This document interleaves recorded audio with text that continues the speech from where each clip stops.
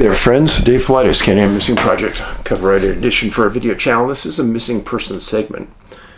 Huck's in the room here, sitting at the floor, being a little camera shy today. So I'm going to start this segment off with a very unusual missing person case. And the title of the case is Remains of a Michigan Woman, 68, who disappeared on vacation, found in the stomach of a shark. It says October 8th, 2024, the remains of an American woman have been discovered inside the stomach of a shark after she disappeared on vacation in Indonesia while on a diving trip, according to the friend of a woman. Colleen Monfort, 68, was diving with friends near Pulau Riang Island off the coast of Indonesia's southwest Maluku Regency on September 26 when she did not resurface, the Asian press reported. 2 weeks after Monfort disappeared in the tropical waters, a fisherman spotted a shark in distress and killed the creature. Upon cutting open the shark's stomach, the fisherman discovered what were believed to be Monfort's remains, along with her wetsuit and bathing suit. Initial reports indicated that the shark had attacked and eaten Monfort, but a friend of the Michigan woman says that the evidence is so far suggests this is unlikely. Kim Sass, who wrote that Monfort was her very good friend, in a Facebook post listed what is known about the case and how it appears likely that Monfort died of a medical issue during a dive. Sass wrote that the fisherman captured the shark on or around October 4th near the Southeast Asian country, which is 70 miles away from the dive site, which isn't that far with currents.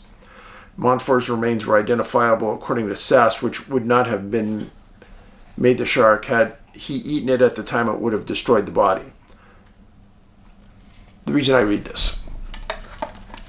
So when I was younger, I went scuba diving all the time. I had hundreds and hundreds of dives all over the world. And the number one thing,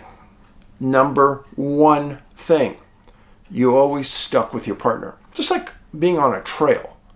Scuba diving, you stick with your partner.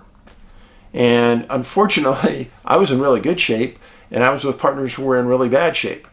So my tank, I could last an hour underwater easily, sometimes an hour and 15, an hour and 20. I was with people that would suck their tank dry in like 30 minutes.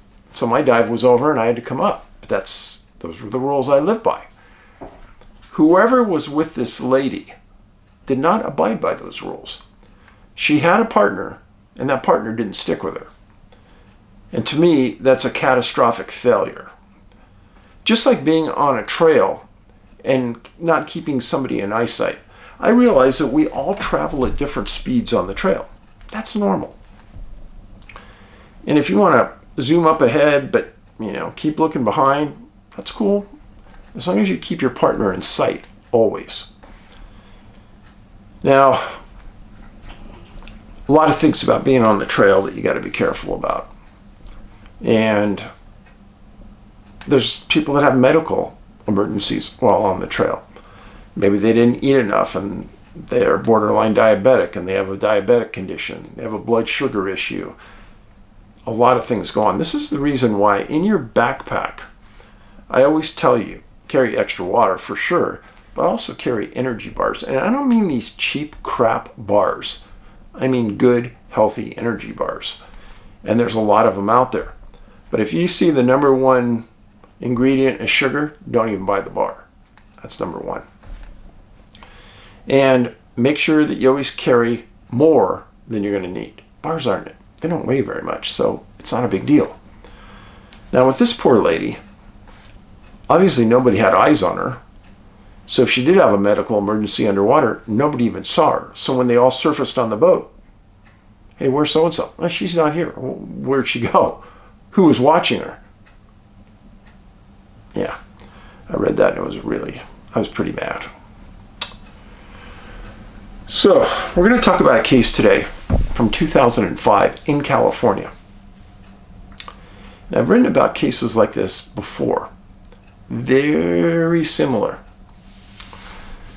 The incident involves a 19-year-old man. This is him. Thomas Thurston. They call him Tommy or Tom. He was 19 years old. This is his driver's license photo when he disappeared. He went missing November 6, 2005 at 2 a.m. He was at the Meacamas campground on Cow Mountain, just east of Ukiah, California. Now, David knows Ukiah pretty darn well. Every time I went to Hoopa, I went from San Francisco, which is down here, north up Highway 101. This is Highway 101. Up through Ukiah, and I often stopped in Ukiah to get gas and get something to eat. Well, Tommy and his wife lived in Ukiah, and this is where he went camping that day. And this is Clear Lake, California, and this is Lake Mendocino. So they were kind of in between two huge bodies of water.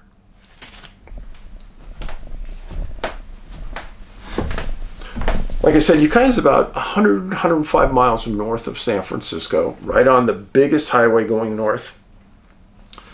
Besides Highway 5, Highway 101 is big. And Tommy was married to a woman named Christine. They dated through high school. They got married. And they had 2 girls. Chloe was 2 and Emma was 1 when Tommy disappeared. They'd be like 19 and 20 now. Now, he'd been with Christine, like I said, for many years. They had a stable relationship. At this time in their life, Christine was the breadwinner. She was the one working. And Tommy was a stay-at-home dad. I've done that before. And let me tell you, it's not easy. It's very rewarding, but it's not easy. Especially if you have 2 young kids like he did.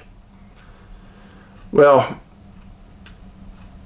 again, Christine was working. Tommy was home. Christine came home from work Friday. They hung out. They had dinner. Everything was good.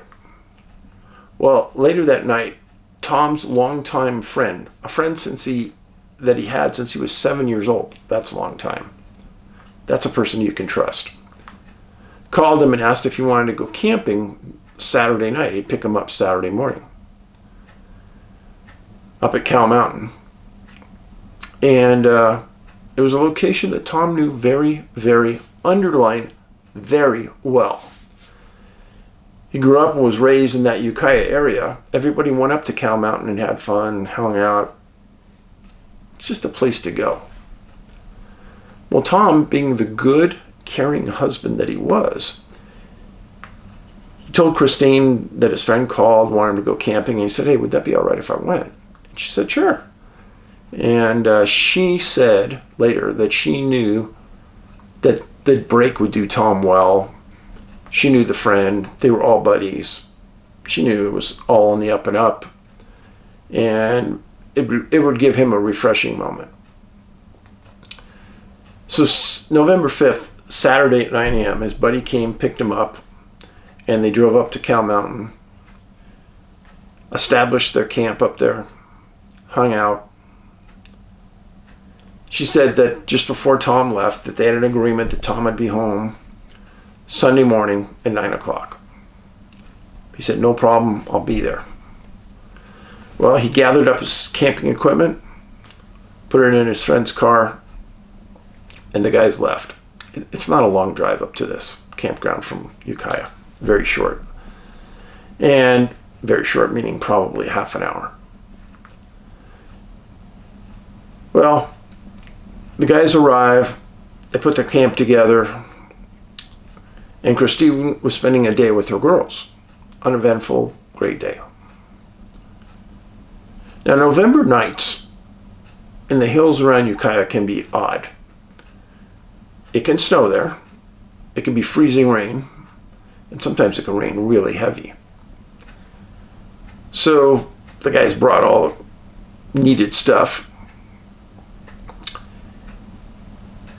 So the guys at about midnight decided to go to sleep. Now, if you're not a guy, this may be hard to understand. For the ladies out there, I'll explain it to you. When guys go camping, you sit around, you talk, you have fun, you talk about old times, you give each other a bad time. you kid around, especially if you're with your best friend since 7 years old. I mean, that's just a good old time kidding each other. So they go to sleep. At 2 o'clock, Tom's friend says that Tom wakes him up and says, hey, I need to use your flashlight because I got to use the bathroom. Friend says, no problem here. There's the flashlight, and the friend goes back to sleep. As I would have done if I was Tom's friend. I'm not going to wait for him to come back from the bathroom. He knows this mountain as good as I do. He probably knows it with his eyes closed, so no, I'm not going to do anything. So his friend goes to sleep. I understand that. Friend wakes up the next morning, doesn't see Tom around. So starts looking. That's Huck moving around. Starts searching. Goes to the bathroom. Doesn't see anybody. Doesn't see Tom. Doesn't see his flashlight. So he starts searching further out in the campground. Further out, further out, further out. Finally, he calls Christine. Hey, have you heard from Tommy? No, why? Where is he? Well, I don't know. Well, why not? Well, he got up in the middle of the night to use the bathroom, used my flashlight, and he disappeared. What? She can't believe it. Well, at noon, they make a decision that his friend is going to call the Mendocino County Sheriff's Office. Mendocino County has a good sheriff's department that's large. They cover a big area all the way to the coast, and they're professional. Well, the first deputy arrives, listens to the story, and does a cursory search of the campsite with the friend, explaining where they were, where he went. The deputy obviously didn't find anything because the friend had already searched. Well, after a little while of going back and forth, the deputy starts looking around for witnesses. Didn't find any. And the deputy contacts Christine. Check maybe if Tommy had some type of transportation they didn't understand, if she had heard from him, if a family member had heard from him. No, no, no, and no. Well, at about this time, the deputy makes a call for more deputies. More get there, and before sunlight is over, they're searching the area. Not real professionally, because they're not the search and rescue team, but they're going through it pretty good. And the lead deputy starts to fill out a profile report on Tom. What that means is a search and rescue report about Tom. His background, his ability, his athleticism. Does he have any medical issues? Is he athletic? Blah, blah, blah, blah, blah. Stuff we've talked about all before. And it's important to note that Tom was with his best friend. So there was really nobody else he would have called except this guy. Should have something come up. Well, the next day, that first deputy had already called for search and rescue. And the team was supposed to come out. He needed the approval of the supervisor. He got it. He went back. He interviewed Christine more, understood that they had a good marriage. Tom was a stay-at-home husband. He was extremely dedicated to his family. He loved his kids immensely. He didn't do drugs. He was a clean-cut, homegrown, love his family type of guy. Well, on Monday, November 7th, they bring out, the Mendocino County Sheriffs bring out all-terrain vehicles, multiple canine teams, equestrian teams, and a supervisor of the search and rescues grid searched the area, broke the campground up. And they not only searched the campground, they also searched an area called Mill Creek, the Valley View Trail, and they went off trail on horseback. They weren't finding anything. Several notes were made that first day of the search, the weather was brutal. Hard rains had hit the area, and it limited visibility to just 100 feet. You think about that. It's raining really hard. But that's this area of California. This area going north, when it rains really hard. So they didn't have any luck. The next day, Tuesday, November 8th, search and rescue gets started again. They had helicopters available from California Fire Department, CAL FIRE, Wildfire Department. They weren't used because of adverse weather conditions. They brought in ground pounders, expanded the search out from the campsite. Equestrians went off trail. Searchers got very wet, very cold, and very frustrated. And from a search and rescue perspective, when you have 2 days in a row of brutal weather, it drains you. It drains you. In this circumstance, the searchers were probably lucky enough that they were able to go home and get a good night's sleep because it wasn't that far from the city. Now, Wednesday, November 9th, third day of the search, there was a helicopter that was used by CAL FIRE. Detectives from the sheriff's office met with family and friends trying to understand what could have happened here. They learned from all the family the same thing: committed father, family needed him, he knew it, he was committed, he was loved. They had 40 searchers on the ground, all-terrain vehicles, equestrians, canines. Near the end of the day, Lieutenant Tim Marsh was the head of the search and rescue from Mendocino County, and he was interviewed. He stated that he was sure Tom was not in the campground. Well, that's not really saying much. The campground isn't that big. But he did say that. There was no scent trail picked up by canines, no tracks seen leaving the area. Nobody had heard from Tom, family, or friends. Tom's friend had helped the searchers, answered questions. And then later on, a reporter interviewed Christine more at length. And it was more about the friend, etc. And Christine said that the friend had been given a polygraph by the sheriff's office, and she was told that the friend passed the polygraph. So everything he said about them going camping, them going to sleep, Tommy waking up, asking for the flashlight, going to the bathroom, not coming back, all that was true. Now, I know some of you will say, oh, you can't trust polygraphs. I've lived in that polygraph world for 20 years. I know what polygraphs can do.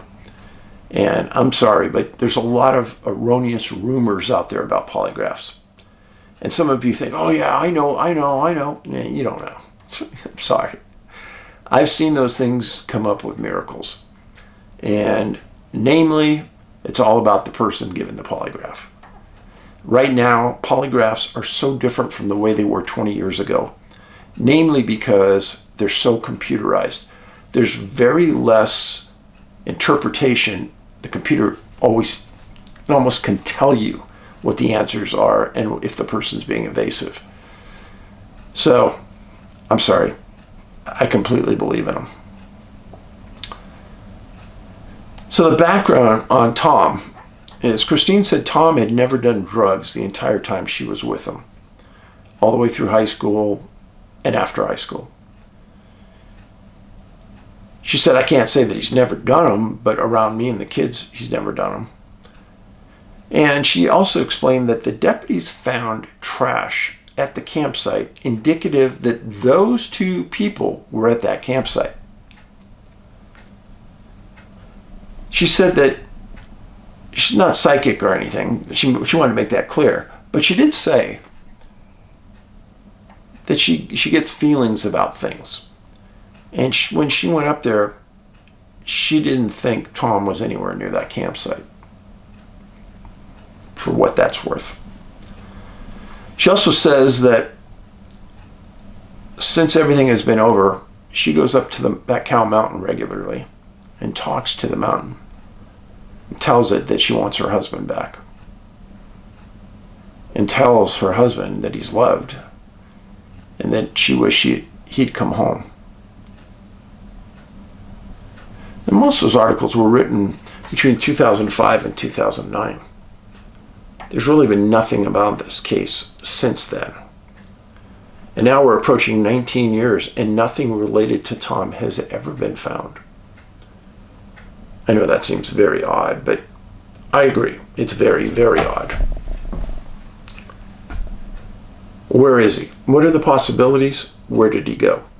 First of all, he's young and healthy. So could he have hiked 15 miles? I think he could have. But why would he? Remember, he knew that area like you know your backyard. He was from that area. He's obviously not living in that area, otherwise all of his friends would know and they would tell everybody else. So he's not there.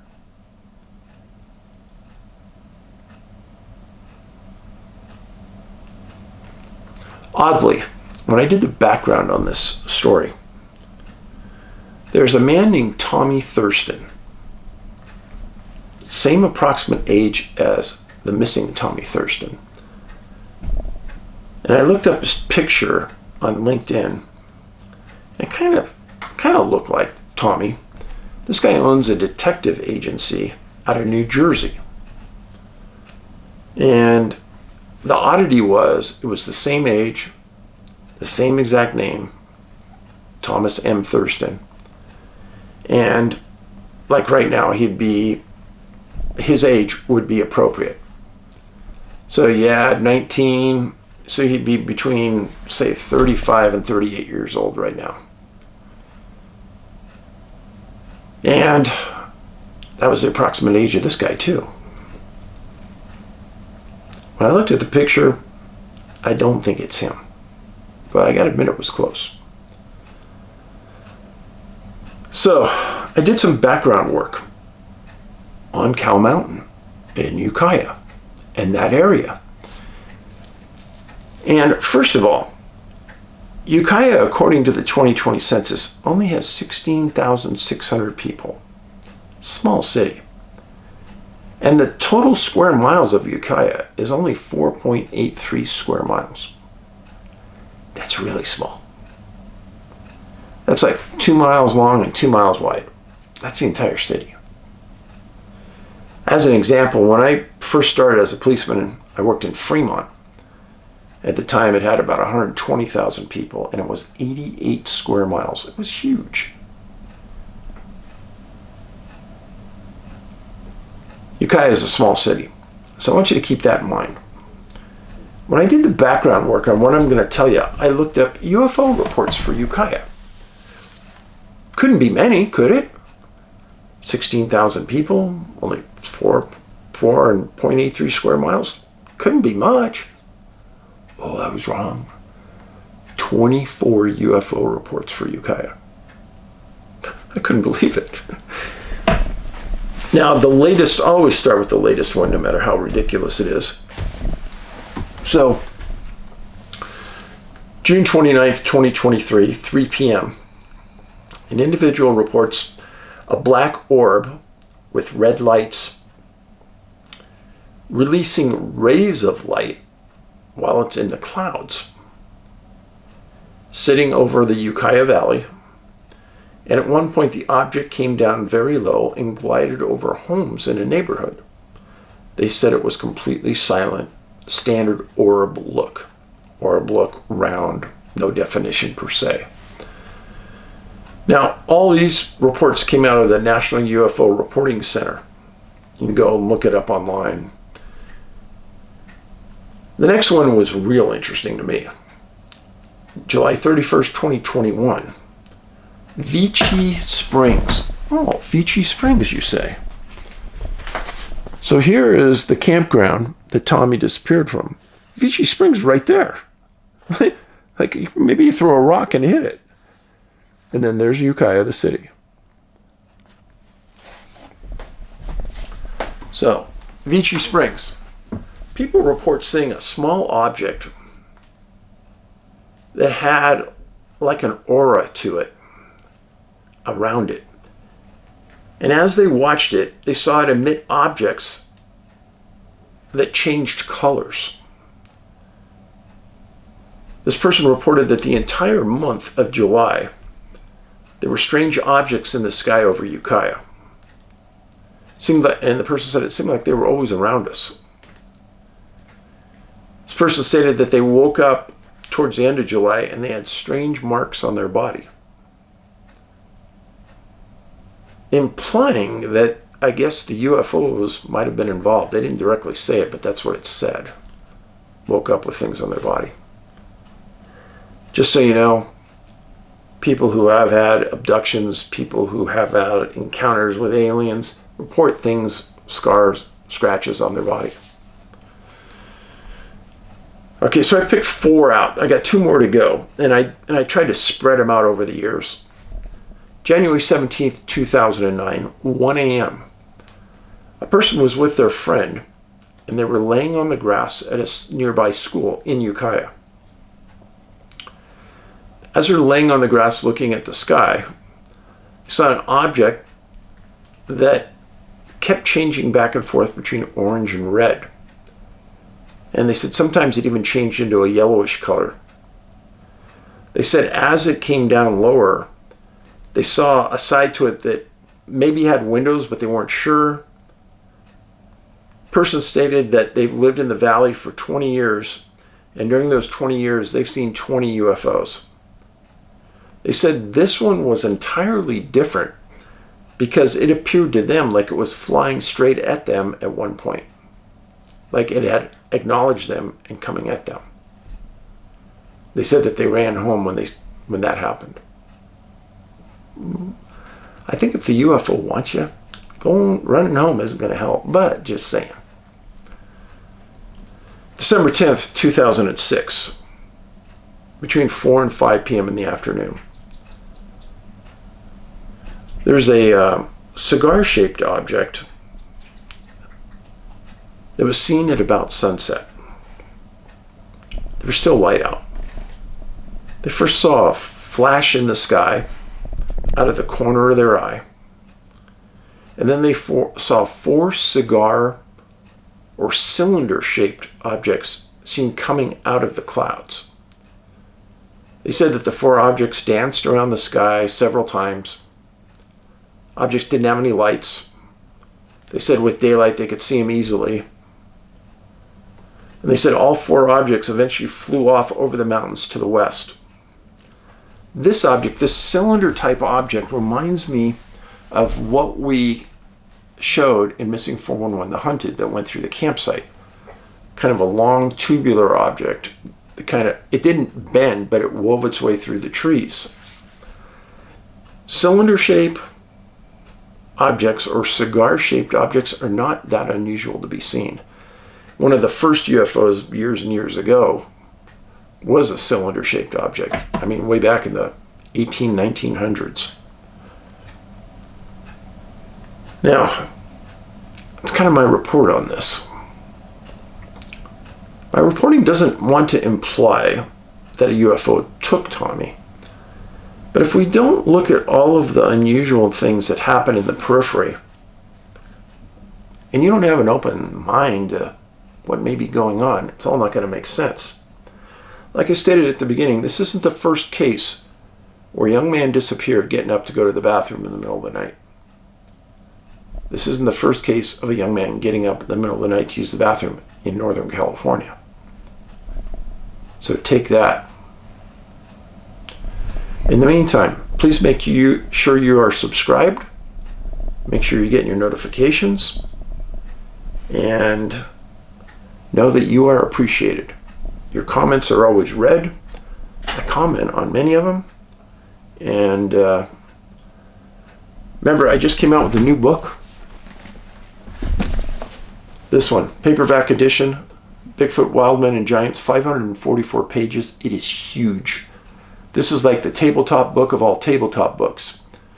Now, when you order this, you can only order one other book, because after that, I can't fit it in the envelope for the same shipping price. Stickers and patches are good, but you'll want this book, because when I talk at conferences about articles that talk about Bigfoot with language from the 1920s, talk about Bigfoot that has the ability to disappear from the 1920s, those articles are in here. So you can get the book at NA, like North America, nabigfootsearch.com. Thanks again. Be safe. Be kind. Kindness revolution. Smile at people. Be friendly. It doesn't cost you anything. Paulides out.